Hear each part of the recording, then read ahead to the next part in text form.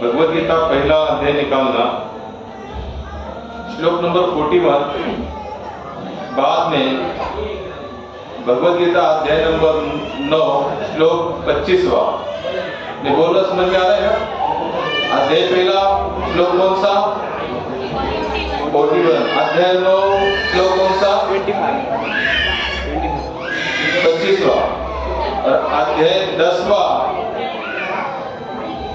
और इसमें श्लोक है 29वां। कौन से? 29। पहले अध्याय का 41। क्योंकि हम आज जो चर्चा करने वाले हैं, जो अभी जो पितृपक्ष गया, कौन सा गया? पितृपक्ष। इसमें हमारी बहुत सारी भ्रांत धारणाएं हैं। पितृ है क्या, उनके मेन सोर्स कौन है, उनको कैसे शांत किया जा सकता है, या उनको कैसे मुक्ति दिलाई जा सकती है। तो हम ये देखेंगे भगवद गीता के आधार पर। कौन से आधार पर? भगवद गीता के आधार पर। अच्छा, इतना तो मान्य है ना आप लोगों को कि ये जो लिखा है या इसमें जो भी शब्द है, जो श्लोक है, ये सब भगवान की वाणी है? बोलिए हाँ ना, कुछ तो बोलिए। हमारा इतना आवाज होना चाहिए कि बाजू वाला स्पीकर, बच्चों का आवाज, इनसे भी हमारा आवाज कैसे होना चाहिए?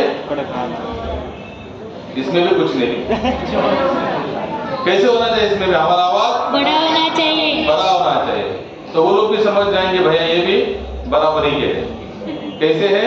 बराबर। तो समझे, जान दो, कमजोर लोग हैं, उनको कुछ फर्क नहीं पड़ने वाला, चिल्लाओ अपने हिसाब से। नहीं, इसलिए प्रभुपाद कहते, तुकाराम महाराज बताते, हंकार नहीं सांगे तुका। क्या बोलते हैं? हंकार। हंकार का मतलब होता है जोर से चिल्लाते हुए। और एक भक्त का जितना आवाज होता है ना, उतना वो आवाज कहां तक पहुंचता है? ब्रह्मांड के नायक है कौन? भगवान कृष्ण। जैसे ध्रुव महाराज ने तपस्या कहाँ की? जंगल में की, भूलोक पर की। और आवाज कहाँ पहुंचा? वैकुंठ तक पहुंचा। और उन्होंने यहां तक तपस्या अपनी प्रबल की कि उन्होंने सांस लेना बंद कर दिया, सभी का सांस बंद हो गया। कैसी तपस्या की? उन्होंने सांस लेना बंद कर दिया, तो सभी प्राणी मात्राओं का सांस लेना, आखिर भगवान को आना पड़ा। भैया एक ही बंदा सबको खत्म कर देगा, उससे अच्छा चले आओ। तो मैं आपको क्यों बता रहा हूं, भगवान का भक्त कैसे होता है? कमजोर नहीं होता वो। क्या नहीं होता? कमजोर नहीं होता। यही तो एक भक्त का लक्षण है। इसलिए प्रभुपाद को पूछा, प्रभुपाद भक्त का सबसे बड़ा लक्षण क्या है? प्रभुपाद ने कहा, किसी भी अवस्था में जो खुद को कमजोर ना समझे, वही भक्त का सर्वोत्तम। तिलक, माला, कंठी, धोती, कुर्ता, माला, तिला, ये नहीं। अगर हम ये सब करने के बाद भी अगर हम डामाडोल हो रहे हैं अपने पद से, इसका मतलब हम अब तक हमारा पूरा भगवान पर विश्वास नहीं है। तो हमारा आवाज, जैसे मैं बोलूं तो आपका आवाज कैसे आना चाहिए? जोर से बोलो, हाँ। क्या बोला मैंने तो कुछ भी नहीं बोला, कोई बात नहीं। बस मैंने एग्जाम्पल दिया, एक ट्राई किया कि हाँ आवाज आपका। तो अभी जो 15 दिन पहले क्या चला गया, कल या परसों, यानी कि नवरात्र शुरू हो रहे से क्या शुरू हो गया? पितृपक्ष। अच्छा, आप में से बताइए, जितने लोगों ने, जैसे मराठी में महाल बोलते, जैसे ऊपर जो घास रखते हैं ना अपने छत पर, वो रखा होगा। जैसे हमारे पूरे भारत भर में इस पक्ष में क्या करते, हमारे जो भी पूर्वज होते हैं, तो उनके लिए हम लोग क्या करते हैं? भोग लगाते हैं ना उनको, जो भी उनके व्यंजन है, उनके चाहते व्यंजन को बनाकर क्या करते हैं। अच्छा बताए, इसके पीछे आप लोगों की धारणा क्या है? सबने किया कि नहीं? अपने जितने पूर्वज हुए सबका किया क्या? तो किस धारणा से किया?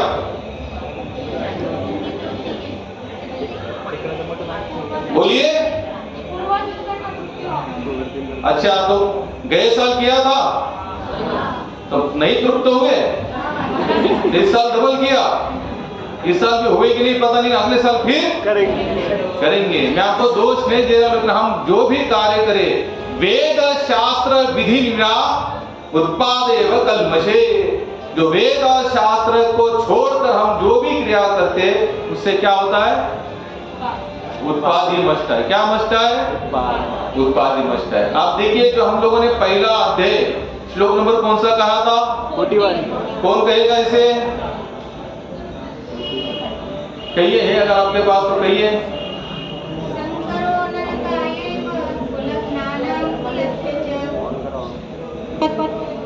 पतन्ति पितरो येषां लुप्तपिण्डोदक क्रियाः। उसका ये पढ़िए, अनुवाद पढ़िए माता जी, नीचे छोटा सा जो अनुवाद लिखा हुआ है उसको पढ़िए। मैं पढ़ू, आप पढ़ रहे हैं? पढ़िए पढ़िए। अनावश्यक संततीच्या वाढीमुळे कूड तसेच कूड परंपरा नष्ट करण्यासाठी निश्चितच नरकमय परिस्थिती निर्माण होते. अशा भ्रष्ट कुळातील पूर्वजांचे पतन होते, कारण त्यांना अन्न अथवा पिंड आणि जल अर्पणाची क्रिया पूर्णपणे थांबते. मैं हिंदी में बताता हूं आप लोगों को। इन्होंने जो कहा आपको समझ में आया मराठी में? कितने लोगों को समझ में आया? हाँ।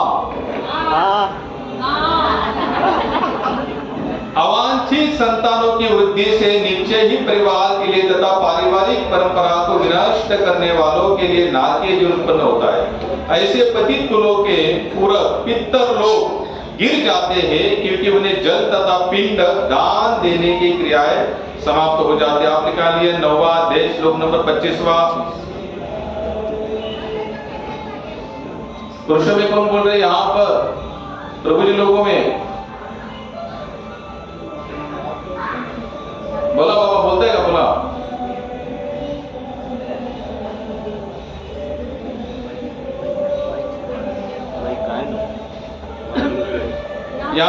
यान्ति देवव्रता देवनूनन्ति पितृव्रतः भूतानि यान्ति भूतेजा यान्ति मद्दोषणाभिमाम्।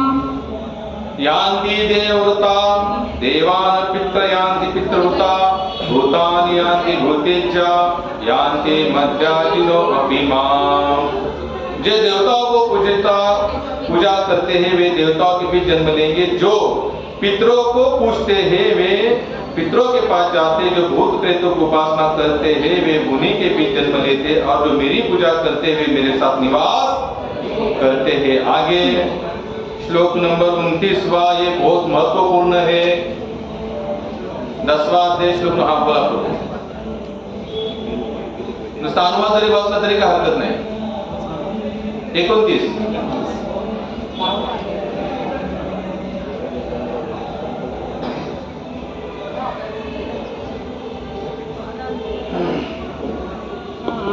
अनन्यासितो याज्ञ अनन्याविष्टयच यज्ञ अस्मि नामानाम वरुणं यादश्राम अहम पितॄणाम अर्थमा पितृवच अस्मि श्रम संयतामा। दिव्य नागांमध्ये मी शेषनाग अनंत आहे, जलचर देवतांमध्ये मी वरुण आहे, पित्रांमध्ये अर्यमा मी आहे आणि नियमन करण्यामध्ये मृत्यूचा नियंता मी आहे। श्रीमद् भगवद गीता के देखिए जो 3 श्लोक हम लोगों ने लिए ना, इसमें भगवान स्पष्ट रूप से बता रहे हैं पितरों के बारे में। पहले अध्याय में जो 41वां श्लोक है वहां पर अर्जुन भगवान को बताते हैं अगर इस तरह से युद्ध होगा तो बहुत सारे सैनिक मारे जाएंगे, और बहुत सारे सैनिक मारे जाएंगे तो इनके जो पूर्वज है इनका पिंडदान करने वाले और इनको पानी देने वाले कुल में बचेंगे नहीं। और फिर क्या होगी? अवांछित संतान उत्पन्न होगी, जिससे क्या होगा? पितरों को नीचे गिरना पड़ेगा। क्या कहते? अवांछित संतानों का मतलब क्या होता है? अवांछित संतान नहीं, यानी कि नको से भाई हवी जिनको संतान चाहिए, जैसे आपके घर में अगर कोई सगुन रूप वाला बंदा जन्म लेता है तो आपको क्या नहीं लगेगा? क्या आपको क्या लगेगा कि वो आना ही चाहिए? क्या होना चाहिए? यानी कि जो नास्तिक लोग हैं अगर वो पिंडदान कर भी देंगे तो भी उनके पितरों को नीचे आना पड़ेगा। क्यों कहा गया ऐसे? क्योंकि आप जब तक आध्यात्मिक बनकर एक कार्य नहीं करते तब तक आपने किया हुआ तर्पण आपके पितरों तक नहीं पहुंचता, बिल्कुल नहीं पहुंचता। जैसे हमने गए बार हरे कृष्णा कृष्णा कृष्णा हरे हरे, हरे राम राम राम हरे हरे।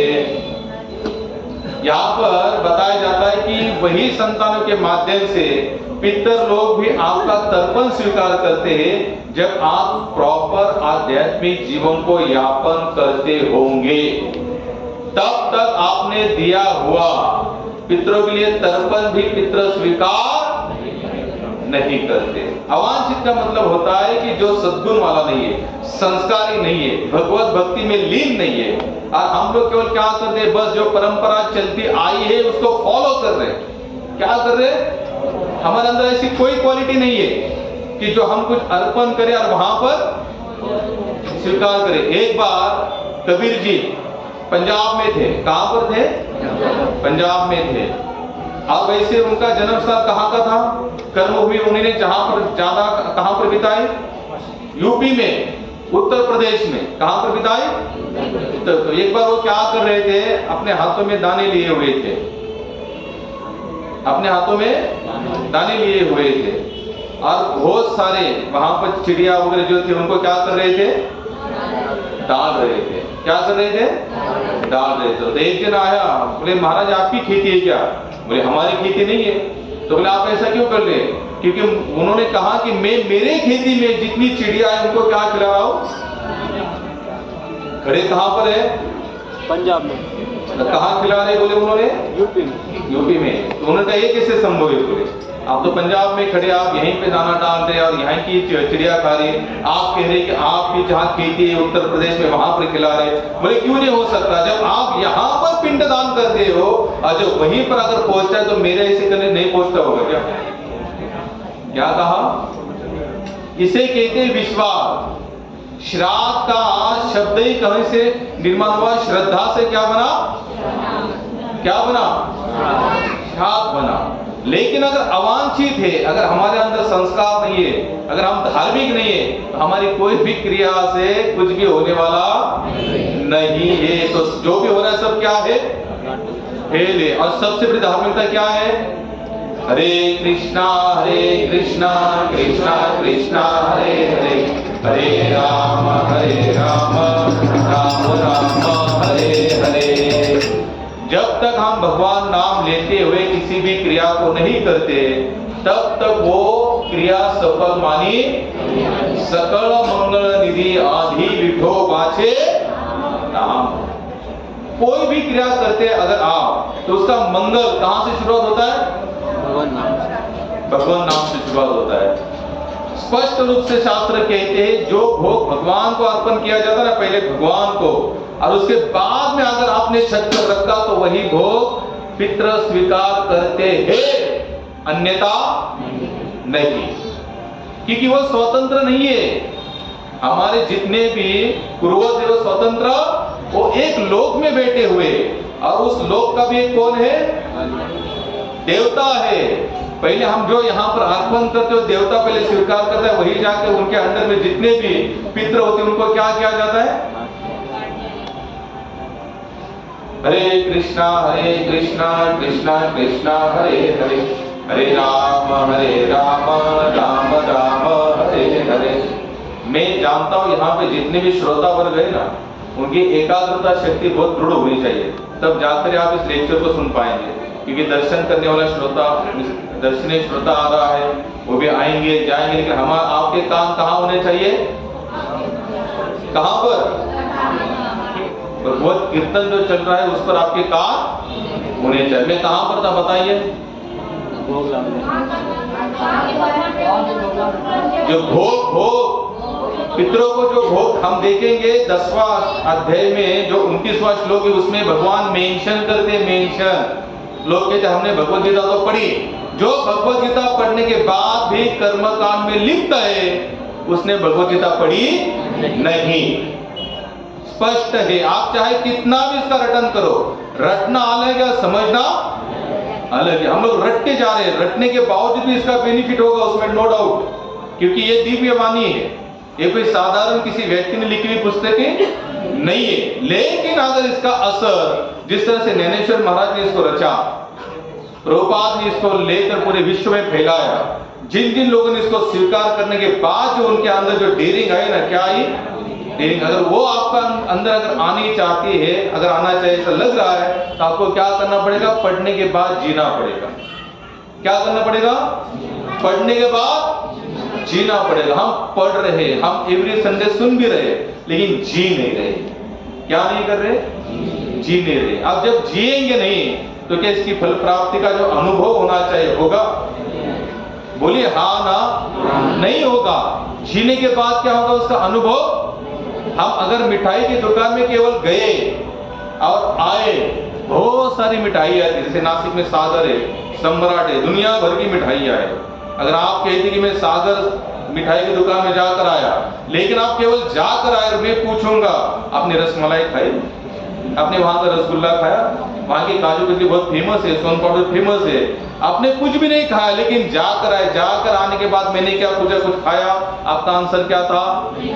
नहीं। भले जाकर लेवल तो लग गया जाकर आना, लेकिन वहां का स्वाद आप चख नहीं पाए। वैसे हम एवरी संडे तो आ रहे, गीता भी पढ़ रहे, गीता सुन भी रहे, लेकिन असर नहीं हो पा रहा। क्यों? क्योंकि हम कंटिन्यू इसको जैसे चाहे उसको स्वीकार नहीं कर रहे। याद रखना, ये धार्मिक जो बुक लिखे गए ना, इसमें आपके सभी प्रश्नों के उत्तर है।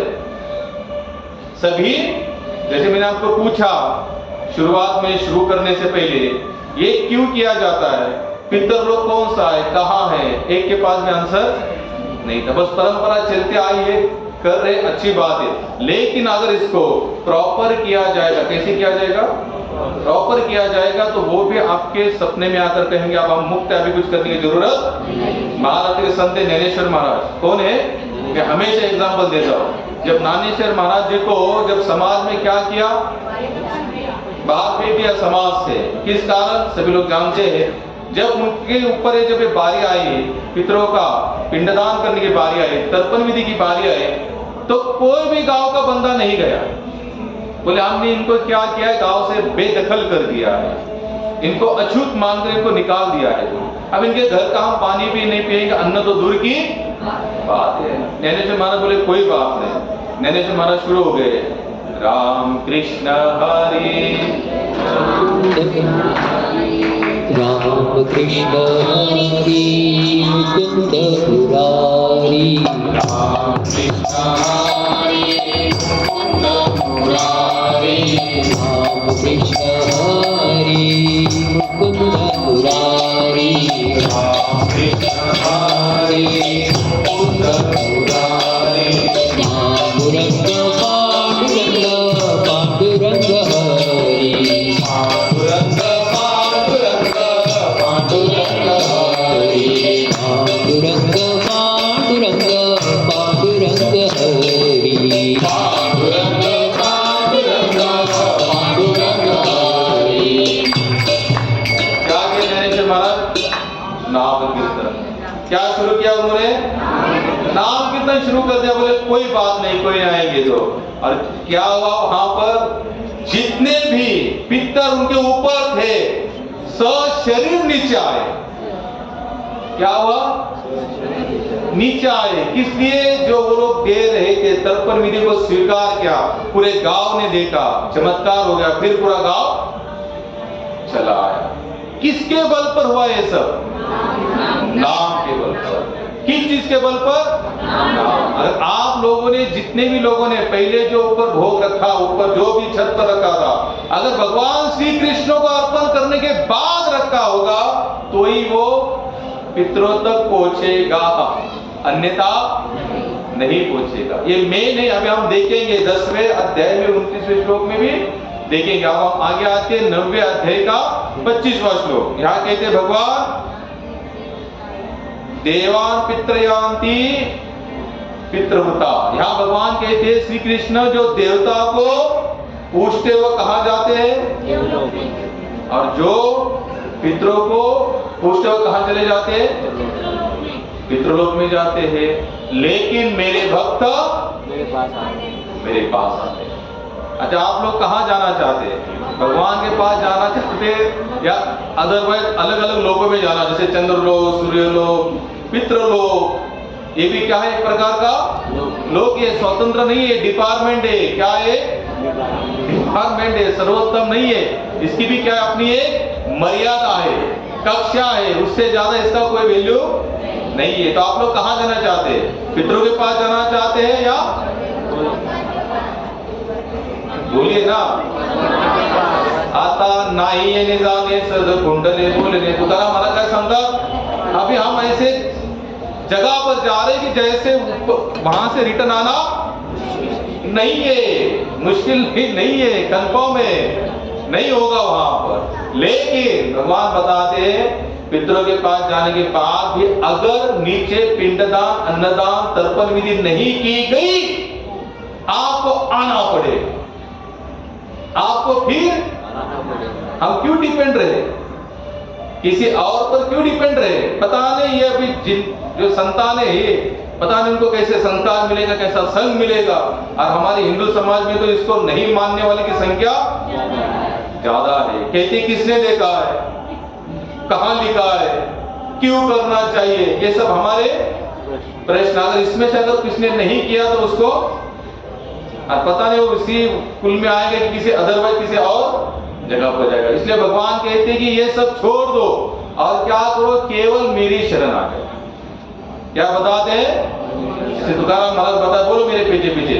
नाम घेता उठा उठी, नाम घेता उठा उठी, कोई संसाराची तुटी, कोई संसाराची त्रुटी, ऐसा लाभ बांधा गाठी, ऐसा लाभ बांधा गाठी, विठ्ठल पायी पडे मिठी। विठ्ठल पायी पडे विधी। आगे ध्यान से सुनना। नामा परते साधन नाही, नामा करीते साधन नाही, जे तू करीसी आनिक काही, जे तू करसी आणिक काही, अंकारुनी सांगे तुका, अंकारुनी सांगे तुका, नाम घेता राहू नका। नाम घेता राहू नका।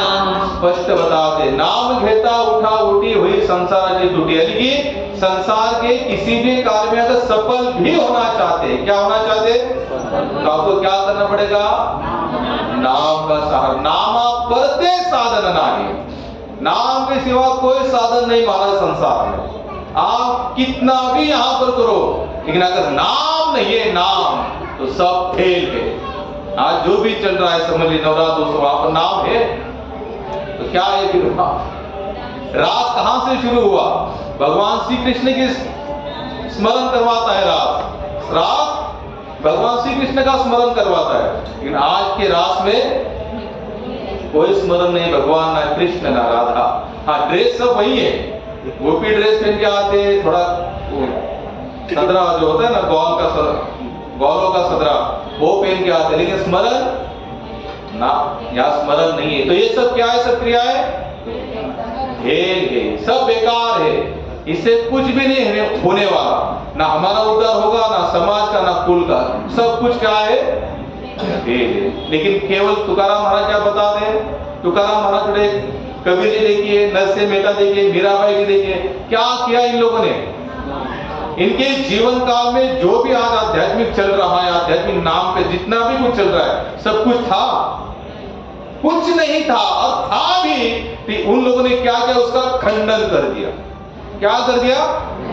छोड़ तो बोले, साइड में रोको, बोले ये सब टाइम पास है। बोले क्या? बोले टाइम पास है। सच्चा भगवत भक्ति का मार्ग क्या है?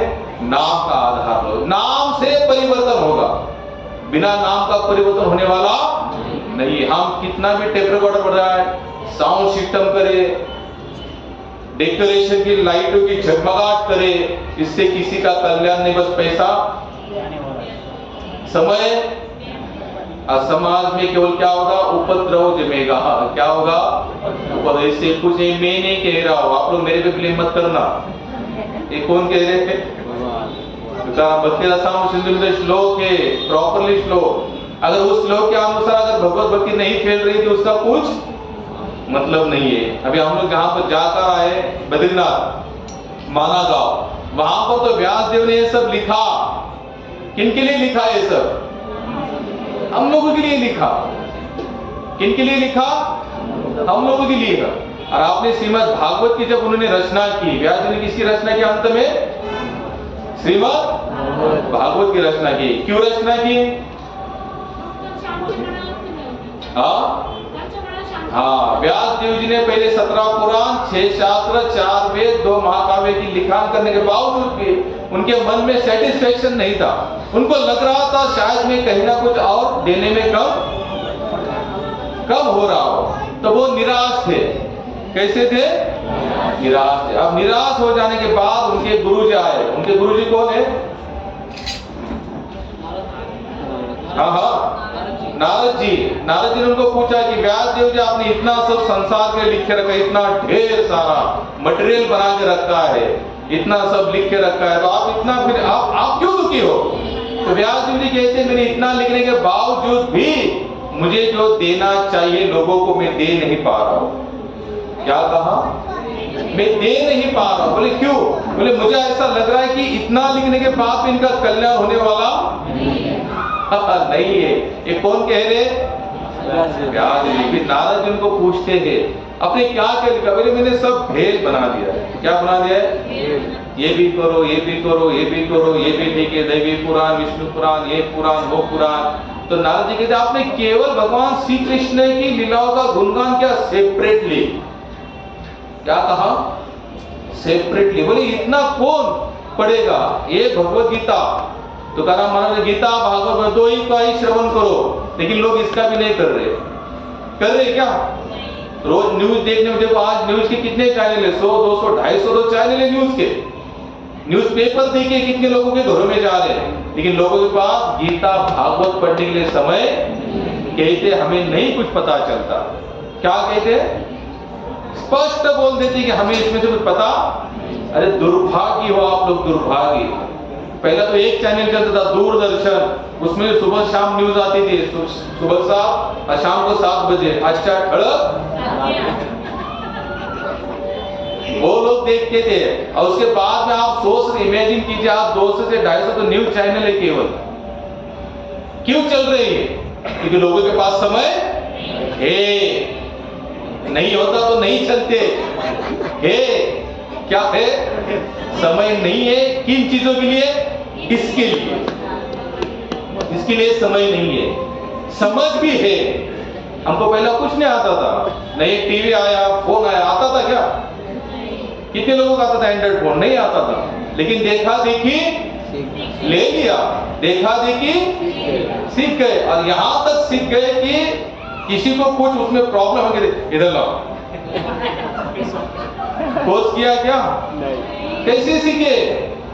इंटरेस्ट था इसमें। क्या था? इन सब चीजों में लगाव था, मन की इच्छा थी सीखा जाए इसे। सीख कर या ये क्यों नहीं सीख पा रहे? गीता क्यों नहीं सीख पा रहे? भागवत क्यों नहीं? इंटरेस्ट ही नहीं है हमें, क्योंकि खुद के उद्धार के लिए हम प्रयत्नशील। दुनिया का छोड़ दो, मरने दो, खुद के लिए तो प्रयास करो। जब हमें खुद के लिए क्या होगा? इंटरेस्ट होगा ना। सुखा लागी मगतू जन्म जन्मीचे दुख विसरस। ये होने वाला नहीं है, क्योंकि हमें तलमल, हमारी तलमल कैसी है? नवरात्र आई चकाचौंध। अब देखो माताएं तो रोज, मुझे एक ग्रुप है मेरे, इसमें रोज ड्रेस डाल रहा है। Blue sari, yellow sari, red sari, white sari, काली साड़ी, पीली साड़ी। ये सब क्या है? बोले ये 9 दिन पहनना पड़ता है। बोले क्यों? बोले इससे माता खुश। क्या लेना देना इससे? मैंने तो पूछा कि प्रभु इसका रीजन? बोले रीजन कुछ नहीं है, ये सब करते लोग। अच्छा करते तो करो, करते तो हम लोगों को इसमें इंटरेस्ट है। आज आप लोगों को पता नहीं होगा, गणेश उत्सव जो मनाया गया ना हमारे महाराष्ट्र, केवल महाराष्ट्र की बात कर रहा हूं मैं, 1 लाख करोड़ का बिजनेस हुआ, केवल टर्नओवर हुआ इस गणेश उत्सव से। लेकिन इसका अगर रीजन पूछा जाए कि भैया क्यों, वो पता नहीं आज, बस उस गली का इस गली का। वैसे ऐसे, उधर ऐसे, इधर ऐसे। यहाँ का राजा थोड़ा तो आधार लो इनका। व्यास देव जी इतने तो ये नहीं थे ना, मूर्ख नहीं थे, इतना सब उन्होंने लिखा, और उन्हें जो लिखा है उसमें कहीं पर इन सब चीजों का कहीं पर आधार नहीं है। इससे क्या होगा? इससे धर्म का ह्रास होगा। अगर प्रॉपर अगर हम शास्त्र की अनुमति लिए बिना अगर कोई आध्यात्मिक कार्य करते हैं तो उससे क्या होगा? धर्म का ह्रास होगा। थोड़ा तो देखिए, थोड़ा तो सोचिए, लेकिन हम लोग नहीं सोचना चाहते। तो नारद जी ने क्या कहा उनको? आप केवल भगवान कृष्ण का गुणगान गाओ। क्या कहा? फिर उन्होंने क्या लिखा आगे? श्रीमद् भागवत महापुराण, सबको केवल पुराण कहते हैं, 17 पुराण, इसे कहते हैं महा, क्योंकि यहाँ पर महानायक का गुणगान गाया गया। अब महानायक कौन है? भगवान कृष्ण है। कभी उनकी लीलाओं को भी ध्यान से सुनना, गौर से सुनना। पहले ही श्रीमद् भागवत में, भागवत महात्म्य में कथा आती है। किनकी कथा आती है? आत्मा देव ब्रह्म। आप लोगों ने सुना है ना? भागवत महात्म्य में किनकी कथा आती है? धुंधुकारी की। किनकी आती है? आत्मदेव नामक एक ब्राह्मण था, उनको कोई संतान नहीं थी, और संतान नहीं होने के बावजूद बहुत कैसे थे? दुखी थे। दुखी होने के कारण कहाँ चले गए? आत्महत्या करने, मरने चले गए। कहाँ चले गए? मरने चले गए। मरने चले जाने के बाद संत स्वरूप एक भगवत देवता आए। उन्होंने कहा महाराज क्यों मर रहे हो? तो कहा मैं इसलिए मर रहा हूँ क्योंकि मुझे संतान नहीं है और मेरे पास ढेर सारी प्रॉपर्टी है, लेकिन खाने वाला कोई नहीं है। बोले खाने वाला कोई नहीं, इसलिए तुम क्यों मर रहे हो? बोले इस संपत्ति का कुछ तो चाहिए, यूज होना चाहिए। तो बोले कोई बात नहीं, बोले संतान नहीं है तो सौभाग्य की बात है। क्या कहा? शास्त्र बहुत अटपटा है, लेकिन जो शास्त्र का परम सत्य है, ये जिसे डाइजेस्ट करना आया ना, डाइजेस्ट यानी कि सहना आया, समझ गया, तो समझना उसका कल्याण निश्चित है। क्या कहा उन्होंने? अगर आपको संतान नहीं तो आप कैसे है? क्यों? बोले संतान होगी तो उनका उदर निर्वाह के चक्कर में आप अपना आध्यात्मिक जीवन खो बैठोगे। हम लोगों के पास प्रचार करने जाते, लोग माला करो, लोग कहते इतना समय नहीं, बोले माला करते काम कौन करेगा? और काम नहीं करेंगे तो पैसा, और पैसा नहीं आएगा तो घर कैसा, और घर नहीं चलेगा तो बच्चे का पालन पोषण कैसे होगा? इसलिए उन्होंने क्या कहा है? भाग्य की बात है कि आपको संतान नहीं, आप क्या करो? केवल राम राम राम राम राम भगवान के भजन में लग जाओ। बोले वो सब छोड़ दो। बोले दुनिया के पास संतानें हैं, बोले सबके घर में लाला लाली खेल रहे, बोले हमारे घर में नहीं, तो मुझे उससे बहुत दुख होता है। वो छोड़ दो। बोले मेरे घर में आम का पेड़ है, उसे फल नहीं। गाय है तो गाय भी बछड़ा नहीं देती। तो इससे लोग क्या करते? मुझे कंटिन्यू ताना मारते हैं। इससे मुझे लगता है जीने का कोई साधु को दया आई। बोले मैं थोड़ा देखता हूँ आपके भाग्य में सचमुच है या नहीं है। उन्होंने देखा, बोले भाग्य में संतान ही नहीं है। बोले कितना भी प्रयास करो होने वाला। तो उन्होंने जिद की, तो बोले कोई बात नहीं, तुम चाहते हो? उन्होंने कहा अगर आप दे दो, अगर आप मेरा सब कुछ भाग्य समझ सकते हो तो आप कुछ भी करने के लिए सक्षम हो। हाँ ना करते करते जिद पर आन पड़ा। उसने कहा अगर मैं आप मर जाओ तो पूरा पाप आपको, ठीक नहीं, ना लेना ना देना। तो बोला भैया मरो मत, मेरे सामने आत्महत्या करोगे तो मुझे पाप लगेगा, ये फल ले लो और अपने पत्नी को खिलाओ। अब पत्नी कैसी थी? कैसी थी आप में से? धुंधुकारी थी, नास्तिक थी, धुंधुलिका, क्या नाम था उसका? इसको ऐसी भी संतान की जरूरत, डरती थी कि लोगों ने सुनी सुनाई बातें थी। मैं ज्यादा लंबा चौड़ा नहीं खींचूंगा। उन्होंने फल लाया, फल दिया, तो उसने क्या किया? फल गाय को खिलाया। अब आत्मदेव तो बहुत खुश था, लगता था उसे लगा पत्नी ने कहा तो इसको जरूर गर्भधारणा होगी। तो आत्मदेव रोज पूछता था कैसे, ठीक है, तीसरा चौथा पांचवा छठवें सातवें तो पेट दिखना आना चाहिए। तो उसने तकिया लगाकर अपना नाटक बिटक सटक कर दिया। 9 महीने हो गए तो ये डरती है, बहन को पूछते ऐसा ऐसा है। अब 9 महीने तो हो गए तो कुछ ना कुछ तो दिखाना तो पड़ेगा। ये तो 9 महीना तो नाटक चल रहा है। बोले कोई बात नहीं। बहन ने कहा कि मेरे घर में मेरी संतान है, मैं उसे तुम्हें दे दूंगी। उसने दे दी अवांछित संतान। हम फिर आएंगे वहीं पर, पहले अध्याय के 41वें श्लोक पर। अवांछित संतान दे दी। अब ये संतान भी कैसी थी? एकदम संस्कारहीन थी। आत्मदेव तो खुश हुए, पेड़े बांटने लगा, बेटा हुआ बेटा हुआ बेटा हुआ। अब पेड़े पर तो पता नहीं मीठा ज्यादा दिन चलने वाली, हमारी चली नहीं तो उसकी क्या चलेगी, चली। भगवद गीता स्पष्ट कहते हैं, कुड़ी कन्या पुत्र तयास हरिक वाटे देवा। कहते कि जिनकी संतानें सात्विक होती नहीं, तयास हरिक वाटे देवा। हरिक का मतलब होता है अटैचमेंट, आकर्षण। भगवान को भी उन माता पिता को क्या लगता है, आकर्षण। वाह कैसे माता पिता जन्म दे, इन लोगों के पेट में यानी कि इनके कुल में ऐसी संतान जन्म, शुद्ध पूजा कोटि। ये सब शास्त्र में लिखा गया है। अब वो धुंधुकारी तो वैसे निकला, अब धुंधुकारी वैसे निकला, इन्होंने जो फल था ये फल गौ माता को खिलाया। अब गौ माता को तो बच्चा नहीं होला, संत का आशीर्वाद तो फैल जाने वाला नहीं था, तो गौ माता के भी गर्भ से एक मनुष्य देहधारी जन्म हुआ। लेकिन कान उनके गौ माता के कान जैसे थे, उसके उनका नाम क्या गिरा, गोकर्ण। अब संत का आशीर्वाद था तो ऐसे वैसे तो था नहीं। तो बचपन से इनको आध्यात्म में क्या थी, रुचि थी, अटैचमेंट थी। धीरे जैसे जैसे जैसे बड़े होते गए, संसार के प्रति तनिक भी इन्हें आकर्षण नहीं था। कहाँ चले गए, तपस्या करने गए। बोले पिताजी आप यहाँ लगे रहो, अब मैं कहाँ चला जाता हूँ, भगवान की प्राप्ति। अजय धुंधुकारी था, धुंधुकारी ने धीरे धीरे क्या किया, माँ को मार दिया, बाप को मार दिया, बाद में बहुत सारी वेश्याओं को ला के रखा। एक बार राजा के वहां पर चोरी की, बहुत सारा धन इकट्ठा करके लाया। वेश्या ने सोचा इतना धन तो ये लेकर आया है, लेकिन जिस दिन ये पकड़ा जाएगा तो इसके साथ साथ हम भी उससे क्या करो, इसको तो ये रास्ते का कांटे को आता। तो उन्होंने मारा कैसे उसको, गरम कोयले। एक महात्मा कहते हैं केवल वैसे नहीं, हम लोग तो यहाँ तक सीमित रहते हैं कि उन्होंने बस उनके मुंह में कोयले घुसे, हाथ पैर बांध दिए और उसको मार दिया। तो इससे क्या, हरि बोल,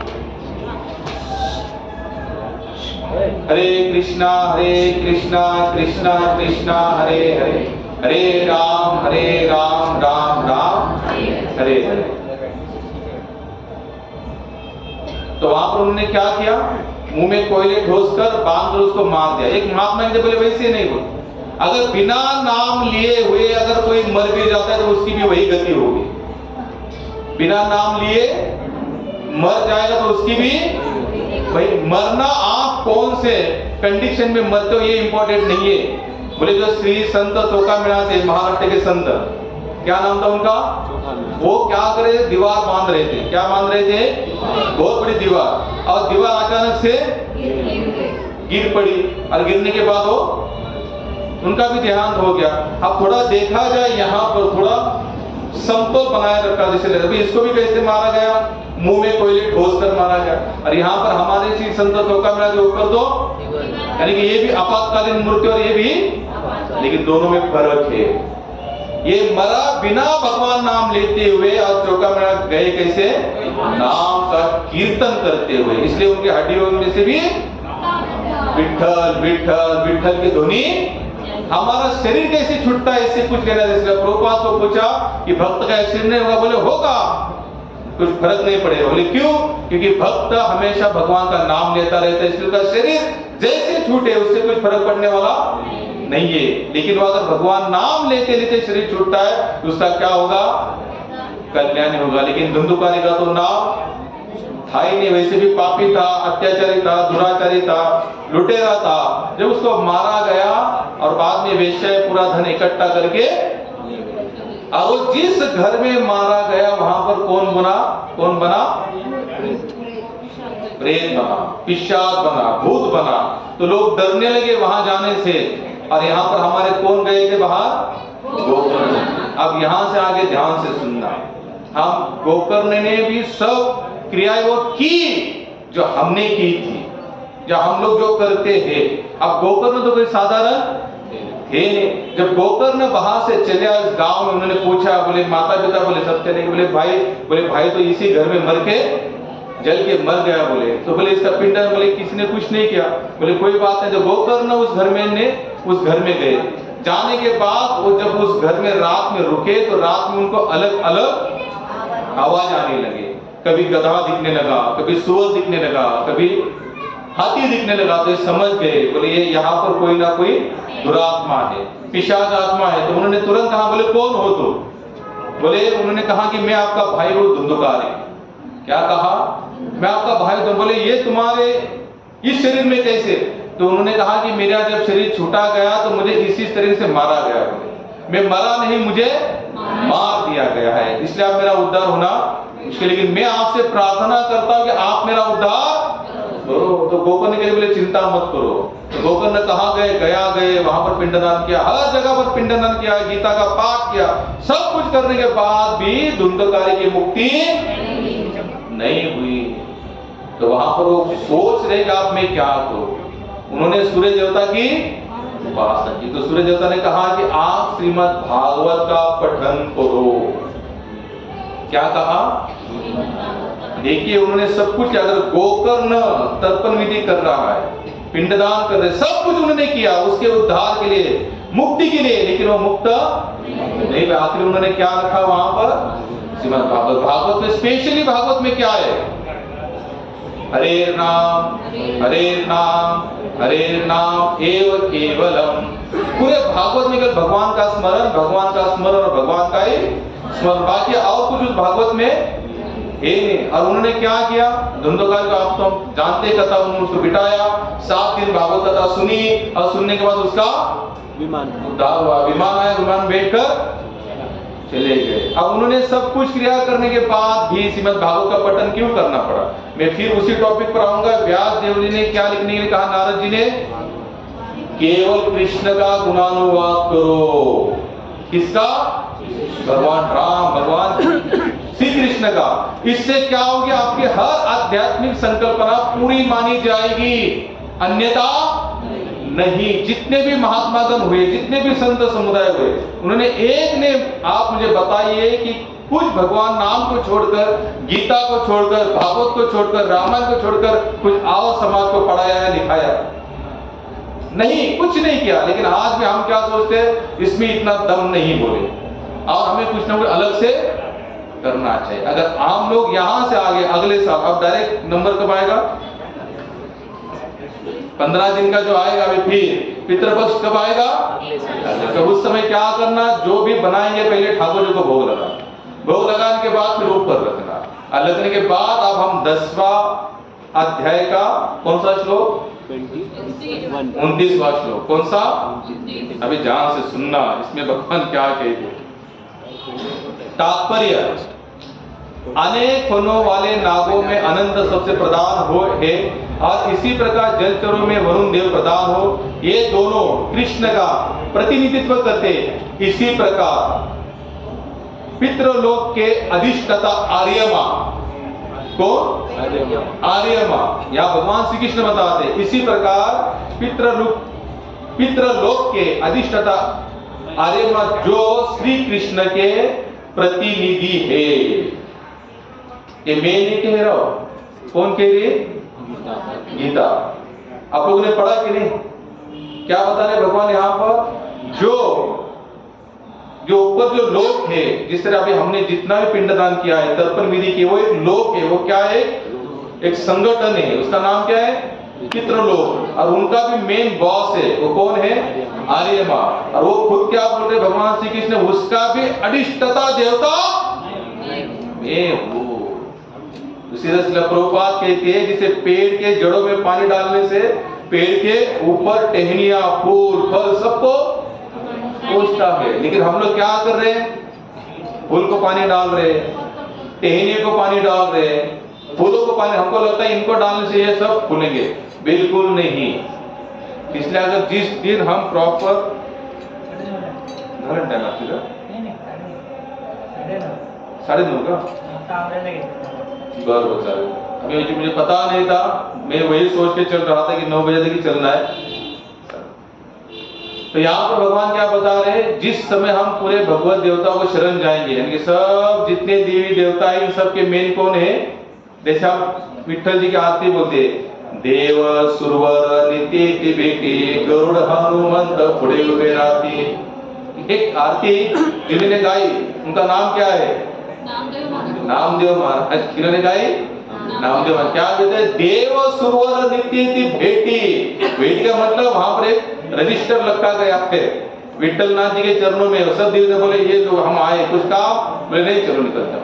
और गरुड़ हनुमंत देव विराट। लेकिन इतने कहने के बावजूद हम लोग आरतियां तो गा रहे, लेकिन उसका सार कोई नहीं जान पा रहा, उसका सार कोई नहीं जान पा रहा। जिस दिन आप लोग सार जानना शुरू कर देंगे, समझ लेना उस दिन हमारा कल्याण निश्चित है। इसलिए हमेशा याद रखना, अगर हमारी कोई भी क्रिया अगर सफल और सक्सेस करना चाहते हैं, आपको क्या करना पड़ेगा, भगवान श्री कृष्ण को प्रसन्न करना पड़ेगा। जब तक वो प्रसन्न नहीं है तब तक हमारी कोई भी कार्य सफल माना नहीं जाएगा। इसलिए क्या कहते हैं, ज्यादा से ज्यादा भगवान का नाम लो। भगवान श्री कृष्ण को प्रसन्न करना तो क्या करो, हरे कृष्णा कृष्णा कृष्णा हरे हरे, हरे राम राम राम हरे हरे। मुझे पता नहीं था, मैं उसी सिस्टम से चला, तो हम लोग थोड़ा सा नाम कीर्तन करेंगे। देखिए जब तक नाम कीर्तन नहीं होगा तो अगले संडे से क्या करेंगे, 8 बजे से लेकर 9:30 बजे तक हम लोग कीर्तन करेंगे, प्रवचन करेंगे, लेकिन आप क्या करेंगे, थोड़ा नाम कीर्तन करेंगे। हरे कृष्ण प्रभूजी, आता आपण सत्संगामध्ये ऐकतोच की भगवान श्रीकृष्ण परम पुरुषोत्तम भगवान आहे, त्यांचीच आपण सेवा आराधना केली पाहिजे. पण आपण रस्त्याने जात असताना मंदिर दिसतं, मग तिथं असं वाटतं बरं पायाने पडले, पण आपली अजून तिथपर्यंत लेवल नाही गेलेली. मग अशा वेळेस भीती पण वाटती, पडायचं नाही पडायचं, पण नाही पडून आपण सरळ म्हणत गेलं तर परत असं वाटतं की आपल्याला अंग काढता नाही येते. तर मग अशा वेळेस आपण काय केलं पाहिजे? ये प्रश्न समझ में आया? बोलिए ना। तो कितने लोगों के मन में ये था प्रश्न, तो एक बात तो आप लोगों ने क्यों नहीं पूछा, फिर जान दो क्या पूछना है। बहुत अच्छा प्रश्न पूछा माता जी। अहंकार वश हमें कभी भी ये क्रिया नहीं करनी चाहिए। उनको आप क्या करना कि हे जो भी देवी देवता है, आप उनको क्या करना, नतमस्तक होना, उनको प्रार्थना करना कि जिस तरह से आप भगवत सेवा में लगे हुए हो, वैसे आप हमें भी भगवत सेवा में लगने की बुद्धि दो। और ये अहंकार नहीं है, उल्टे ये देवी देवता भी आपके ऊपर क्या होते, खुश होते, प्रसन्न होते। उनको लगता है हम भी जिनके शरण में है, अगर उनके शरण में कोई जीवात्मा अगर उनके पास जाकर प्रार्थना करते तो अपना सब हाथों का कारोबार छोड़ देते और वो आपके लिए कार्यरत होंगे। क्या होंगे, आपके लिए कार्यरत होंगे। एक बता दो, हाँ बोला बोला। आणि प्रभूजी, आपण जे संकीर्तन वगैरे करतो त्याच्यानं महाप्रसादाला आपण दुसऱ्या धर्माचे लोक पण बोलवले तर चालतील का? 100%, त्यात काही डाऊट नाही। अन्नदान सबके लिए है, अन्नदान सबके लिए। अगर भेदभाव से अन्नदान करे तो फिर वो अन्नदान भी नहीं माना जाता। इसलिए हम लोग देखते हैं 17वां अध्याय है, दैवी आसुरी संवाद विभाग हो। भगवान क्या बता दे, यहाँ पर दैवी और आसुरी लोगों के गुणगान गाए भगवान ने। आसुरी कौन है, जिसे लगता है मैं कर रहा हूं, तो जब मैं आता है फिर वहां पर क्या सेपरेटली कुछ ना कुछ नेम बनाते। लेकिन जब उसको पता चलता है मैं कुछ भी नहीं कर रहा हूं, भगवान कर रहे, करवा के ले रहे, इसलिए अन्नदान के लिए कहीं पर भी भेदभाव, अन्नदान छोड़ो। आध्यात्मिक क्रिया, जो जिस आध्यात्मिक क्रिया से भेदभाव निर्माण होता है वो आध्यात्मिक क्रिया मानी। तुकाराम महाराज कहते विष्णुमय जग वैष्णवांचा धर्म, भेदा भेद भ्रम अमंगल, ऐका जी तुम्ही भक्त भागवत, कराले ते हित सत्य करा। आगे क्या कहते, कोणाही जीवाचा न पडो मत्सर, वर्म सर्वेश्वर पूजनाचे। तुका म्हणे एका देहाचे अवयव, सुख दुख जीव भोग पावे। क्या बता दे, पहली लाइन ही है, एक भक्त का स्वभाव क्या है, विष्णुमय।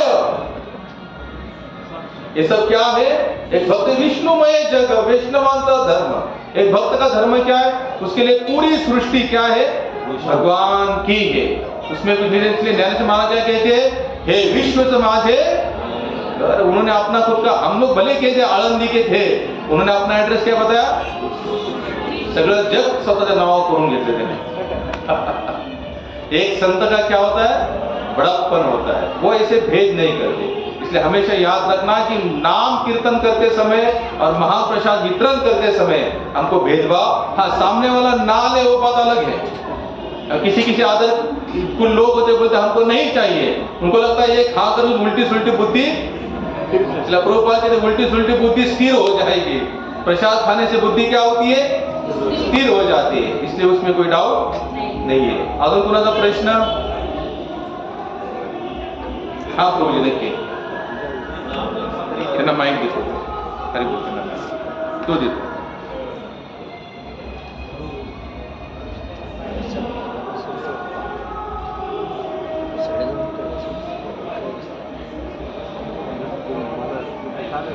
तो माईक देतो.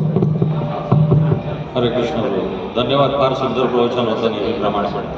तर प्रश्न असा आहे की नामजपाचं जे महत्त्व तुम्ही सांगितलं, तर त्यात एक शंका येते की प्रवचन जेव्हा चालू असेल किंवा काही काम करत असो आम्ही, तर तेव्हा माळ घेऊन किंवा काउंटरवरती जप केला पाहिजे का प्रवचन ऐकताना किंवा काम करताना? छान प्रश्न प्रवीणचा. प्रवचन ऐकताना अगर समजा ऐकण्यामध्ये पण तोच रस येतो आणि नामचिंतनामध्ये पण तोच रस येत असेल तर काय हरकत नाही.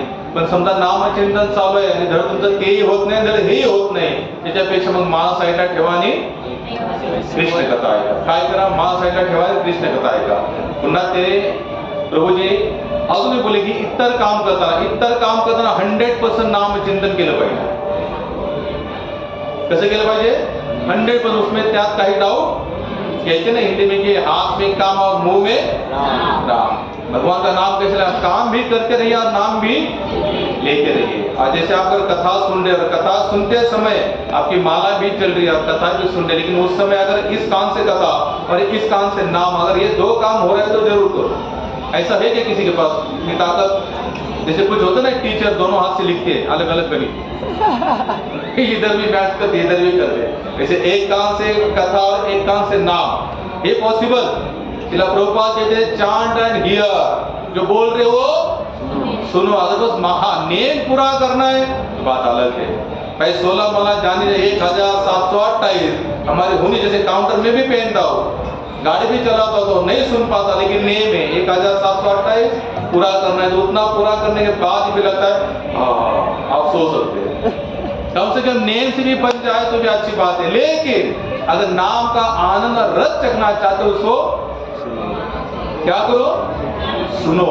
सुनोगे तो ही इसका रस चख पाओगे. जैसे अभी यहाँ गरबा रात चल रहा है, अगर स्पीकर बंद हो जाए तो कितने लोग रुकेंगे वहां पर? बोलिए. कोई नहीं रुकेगा. चलो बोले जाओ घर, लाइट गई, चलो घर. क्यों? आप सुन नहीं पा रहे. आप कोई उनको नवरात्र का उत्सव आनंद नहीं आ रहा है उनके शरीर में, लेकिन जब तक स्पीकर चल रहा है तब तक ये हालो करते रहेंगे लोग.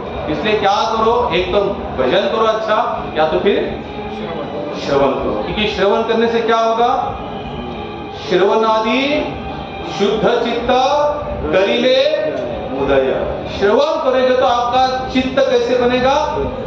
शुद्ध बनेगा, और बाद में वहां पर भगवान नाम का उदय होगा. इसलिए सुनो इसको. इसलिए तुकाराम महाराज कहाँ जाकर बैठते थे? पहाड़ों में जाके बैठे थे. नामाजी हरिदास ठाकुर कहाँ जाके बैठते थे? फिर अलग जंगल में. महाप्रभु चैतन्य में झारखंड के जंगल में नाम कीर्तन करते थे. कि ये साधु संत संसार से अलग क्यों जाते थे? क्योंकि वो क्या संसार की बातें सुनते सुनते वो बेचारे नाम चिंतन सुन नहीं पाते थे. इसलिए उन्होंने क्या किया? भैया छोड़ दो और कहा चले जाओ एकांत. एने सुखे रिचे मिलो एकांताचा वास नाही गुण दोष अंगाई. तो करा महाराज केवल एकांत का भाव जब हम लेते हैं तो गुण और दोष हमारे शरीर में प्रवेश नहीं कर पाएंगे. यहाँ पर माला भी चल रही है और वहां पर कुछ चल रहा है. हाँ, हरे कृष्ण कृष्ण कृष्ण. ये वो गलत कर रहा है, अच्छा नहीं है. हरे राम हरे नहीं, उसने उसको दिखाना चाहिए राम राम. माला हुई है, उनके गुण दोष देखे हमने. या हमारे महाराज तो गुण दोष नहीं देखने को मिले, एकांत में चले गए. इसलिए नाम करते चिंतन करते समय उसको सुनने. इसलिए क्या कहते? सबसे पहला अगर भजन अच्छा करना चाहते हैं ना, एक ही समय हम सभी के जीवन में एक ही समय ऐसा है जहां पर कोई भी व्यक्ति हमें डिस्टर्ब नहीं करता. कौन सा? ब्रह्म मुहूर्त. कौन सा? ब्रह्म मुहूर्त. यानी कि सुबह सुबह एक बार आप उठना जगना शुरू हो गए, आपके साथ 4 लोग उठना शुरू हो गए तो टीवी, टेप रिकॉर्डर, स्पीकर, यहाँ वहां संसार का शुरू. इसलिए ज्यादा करके क्या करना है? कम से कम ब्रह्म मुहूर्त में 4-5 माला तो करने का प्रयास करो, एकांत रखो थोड़ा सा, फिर देखना इस नाम का कितना आनंद आएगा। और मैं आपको लिख के देता हूँ, जिस दिन आपका ब्रह्म मुहूर्त एक बार आपको आदत सी पड़ गई ना, कम से कम 2 माला 3 4 माला होनी चाहिए, तो तब तक आपको 16 माला का फीलिंग आने वाला नहीं है। वही 3-4 माला में आपको 16 माला का फीलिंग आता है। शिला प्रभुपाद तो केवल 2 से 2.5-3 घंटा सोते थे। कितना? 3 घंटा। हम लोग 8-9 घंटा, 9 भी मैंने सुनाई दिया। और गीता कहती है कम से कम 6 घंटा ही इनफ है। कितना घंटा सोना चाहिए? 1 घंटा। तो आप लोग कम से कम नवरात्र उत्सव चल रहा है तो सुबह जल्दी उठने का प्रयास कीजिए, थोड़ा सा भजन करने का प्रयास कीजिए। और कोई प्रश्न? माला जो करना है सुबह पूरा बोल के करना है, बोल के कीजिए, जो सोए हैं उनको भी जगाइए। बोल के, क्योंकि मैं आपको बताता हूँ क्या होता है, ये अनूर एनर्जी, ये यहाँ पर जैसे अभी हम यहाँ बैठे, हवा चल रही है, पता नहीं कितने सारे जैसे यहाँ बच्चे थे, कोई कीट पतंगा भी यहाँ पर घूम रहा है। अगर हम बोल के करेंगे तो वो भी ना सुनेंगे। जब सुनना है तो हमको बोलना पड़ेगा, जब बोलेंगे नहीं तो सुनेंगे कैसे? और अंदर ही अंदर सुनना इतना आसान नहीं है। सुबह सुबह अंदर ही अंदर सुनना चाहोगे समाधि तो समाधि लग जाएगी तुरंत 5 मिनट में समाधि। आप जग गए, अब ऐसे सोचो मैं अपने मन ही मन करूंगा, शुरू तो हो जाएगा।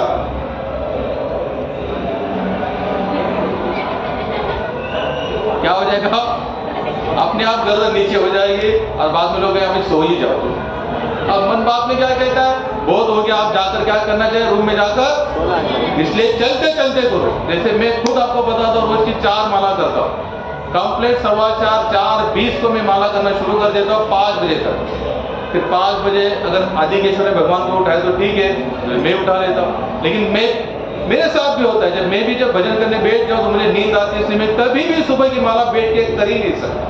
तो हम गैलरी है, गैलरी में मैं चलता रहता हूँ, यहाँ से वहाँ से कम से कम पौना घंटा 1 घंटा तो सुबह चलना कंपल्सरी। क्योंकि क्या आती है हमें, हम तो इतने बड़े पहुंचे हुए महात्मा है नहीं कि जैसे राम, जैसे तुकाराम महाराज, भामचंद्र इधर, भंडारी इधर, कोरडेश्वर इधर, जिस पहाड़ पर बैठते थे उस पहाड़ से जो रास्ता आता था उनके गांव की तरफ, देहू की तरफ, उनकी पत्नी को पता नहीं चलता था किस पहाड़ पर बैठे, तो उस पहाड़ के आने वाले रास्ते का पत्थर उठाते थे, कान को लगाती थी और उसमें से राम कृष्ण हरि, राम कृष्ण हरि, राम कृष्ण हरि इतनी ध्वनि निकलती थी। यानी कि निर्जों में भी नाम का महत्व आता था। लेकिन उतने बड़े तो हम है नहीं।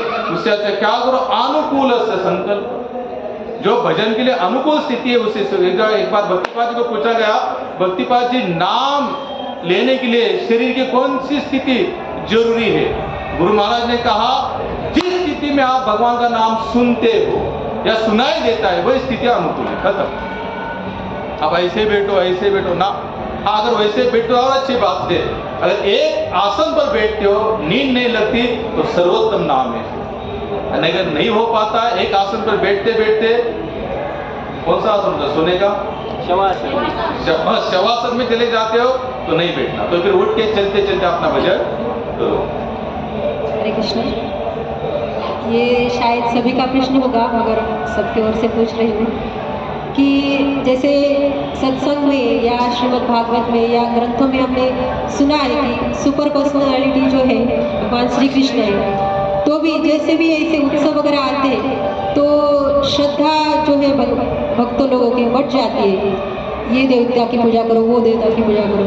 तो जैसे समझ में आता है कि नहीं भगवान ही सबसे सर्वोत्तम है, तो भी इस श्रद्धा बढ़ने का कारण उनको फल क्या मिलेगा? उनकी श्रद्धा कमजोर है, उनका भगवान पर पूरा विश्वास नहीं है। तुकाराम में 1000 बार अभंग गाता हूँ, बोले मेरे पीछे, आनिकांत स्तुति, अनेकांत स्तुति, एका वासुने त्या पांडुरंगा, एका वाचून त्या अम्मा विष्णुदास, अम्मा विष्णुदास, एक विधि भाव, एक विधि भाव, न मोनो देवानिकांशी, मनो देवानिकांशी, शतखंड माझी, शतखंड माझी, होईल रसना, होईल रचना, जरिया वचना, जरिया वचना, पालटेना, पालटे, तुका म्हणे मज अनेके संकल्पे, तुका म्हणे मज अनेक संकल्पे, अवघेचे पापे घडतील। अवघेचे पापे घडतील। क्या बता रहे हैं यहाँ पर? अनेकांत स्तुति एका वासुन त्या।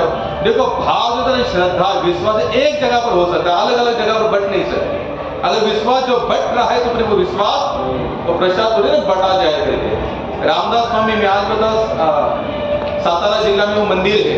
एक बार रामदास स्वामी जा रहे थे एक गांव से, तो वहां पर भगवान रामचंद्र जी की विग्रह बाहर थी और मसोबा की विग्रह ऐसे अंदर थी गर्भगृह में। तो रामदास स्वामी तो राम जी के भगत है महाराज, उनके कीर्तन में तो हनुमान जी भी मृदंग बजाते हैं, साधारण तो है नहीं। तुरंत गांव वालों को बुलाते, बोले क्या है? बोले दास को अंदर मालिक को बाहर। ये कैसे? बोले दास को बाहर करो, मालिक को अंदर करो। अब गांव वाले डर के विचार, महाराज सन्यासी थे और शरीर भी पहलवान था, 2000 नमस्कार लगा इंटर हो के। बोले यार इनकी बात सुननी पड़ेगी, ये ऐसे भी मार सकते हो, ऐसे भी मार सकते। तो डर के मारे लोगों ने क्या किया, मुसोबा जी को बाहर निकाला,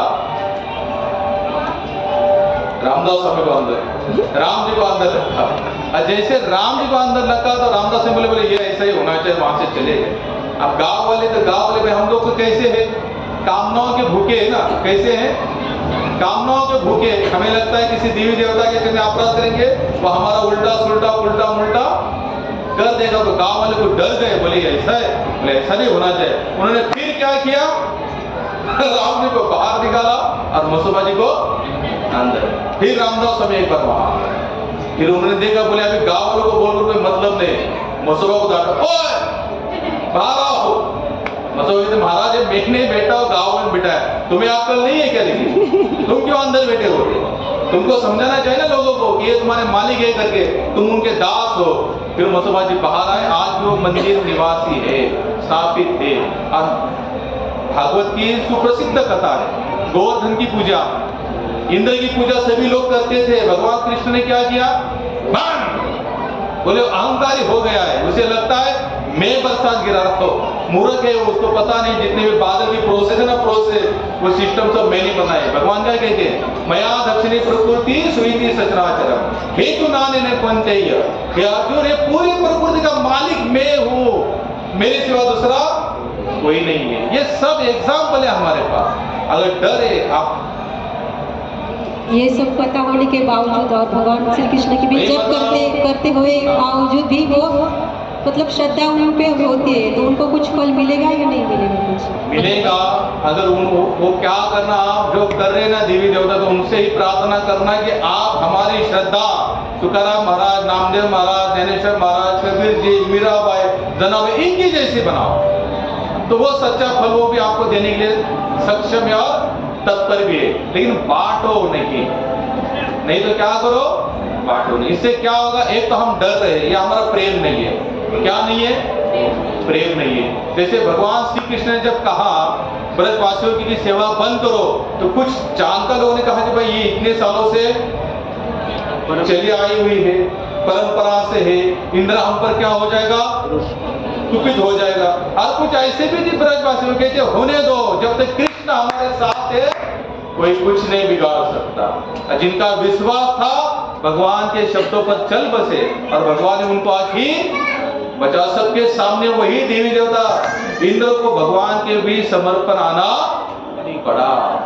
देखिए मैं फिर बता, जब विश्वास है ना तो डर नहीं, और जब प्रेम है तो वहां साधारण इंसानों का प्रेम होता है। पिक्चर का गाना है, जब प्यार किया तो डरना क्या, बोलिए तो बेटिए कहने का मतलब होता है जब भगवान से प्रेम किया ही है तो फिर डर किस बात का। और जब डर है तो मतलब प्रेम नहीं है। प्रेम का मतलब होता है कि हे कृष्ण आप जो चाहे वो करो, लेकिन आप हम आपके पैर छोड़ने वाले नहीं। आज निश्चवा विनुष्टमा अदर्शनाम ममता कुरुतवा यथा तथा वा विद्याकुलम पटो मत प्राणास्तु सवै नापर।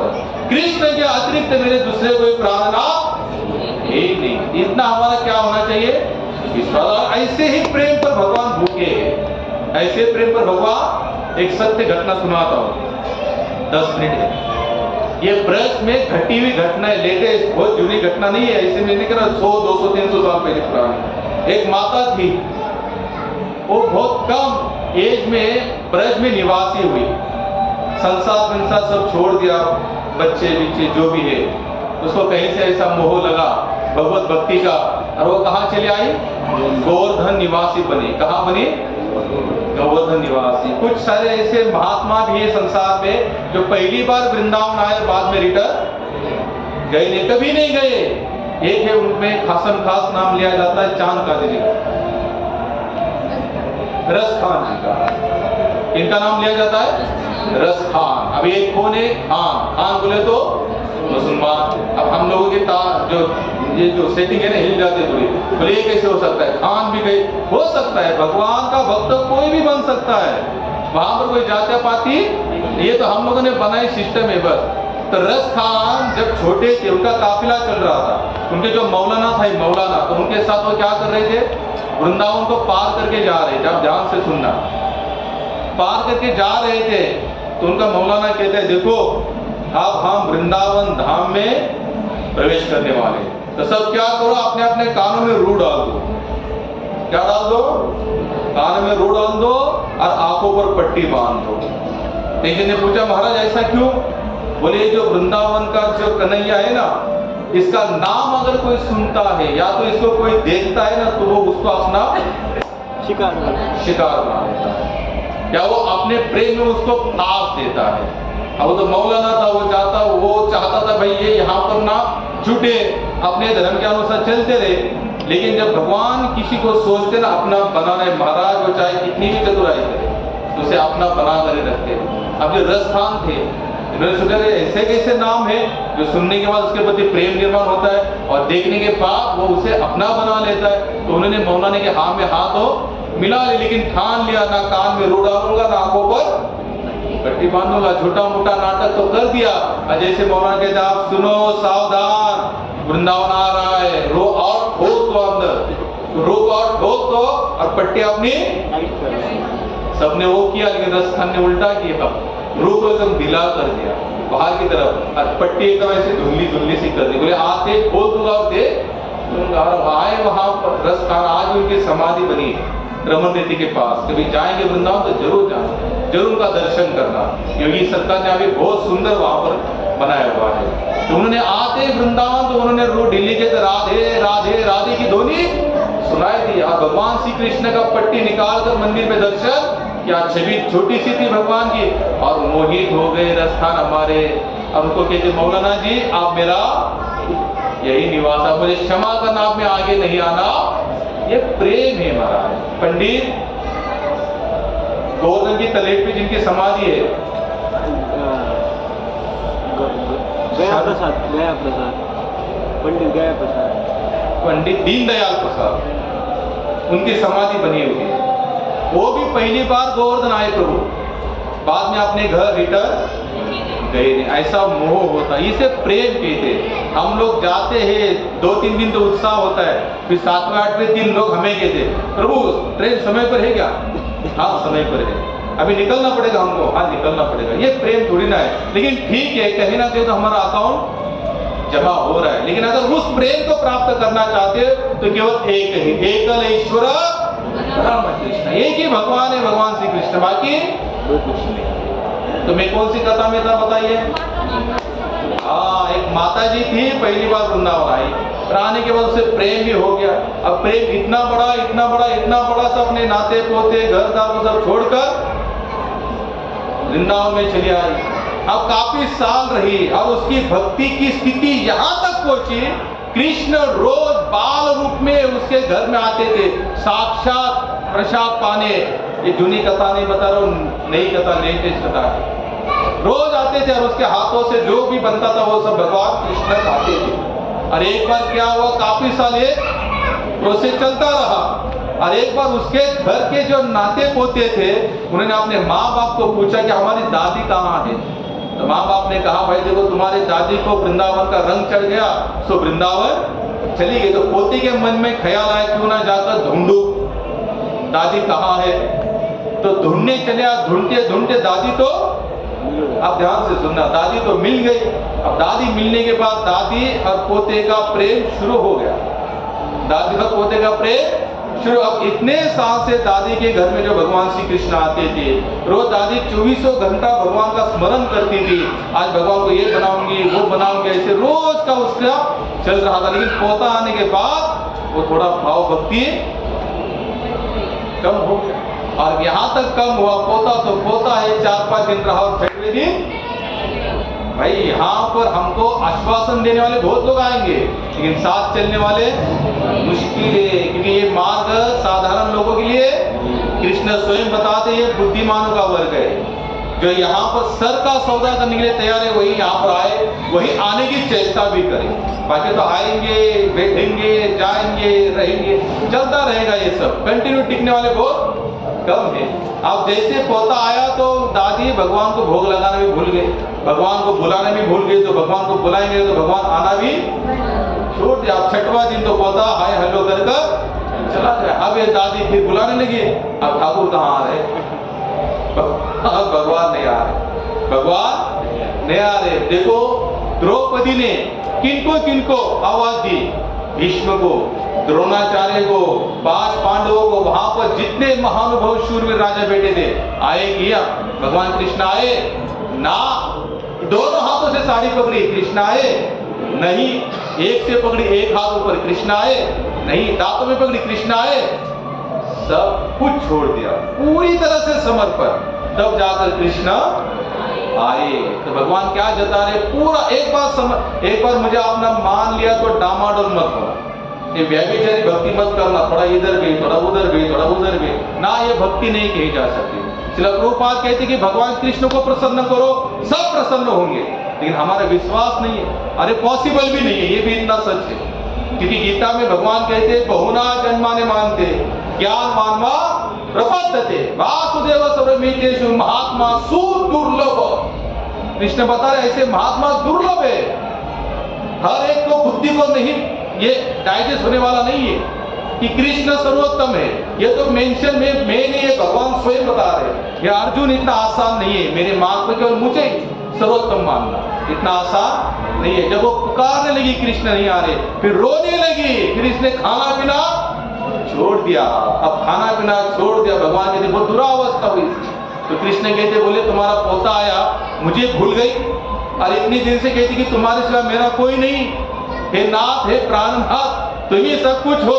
और 4 दिन पोता क्या आया, मेरे भोग भी बुलाना पिलाना सब भूल दे। दादी कहती आप माफ करना महाराज, आप यहाँ से आगे ऐसी गलती नहीं होगी। तब फिर कृष्ण ने आना शुरू किया। इसे कहते प्रेम, इसे कहते लगाव। जब तक ये नहीं आएगा तब तक होने वाला, एक को प्रसन्न करो ना, क्यों हजारों के पीछे भाग रहे हो। अब सर्वोत्तम एक ही तो है, पूर्ण पुरुषोत्तम भगवान कृष्ण। हरे कृष्ण। कंप्लीट 9:30 हमारा बज चुका है अभी।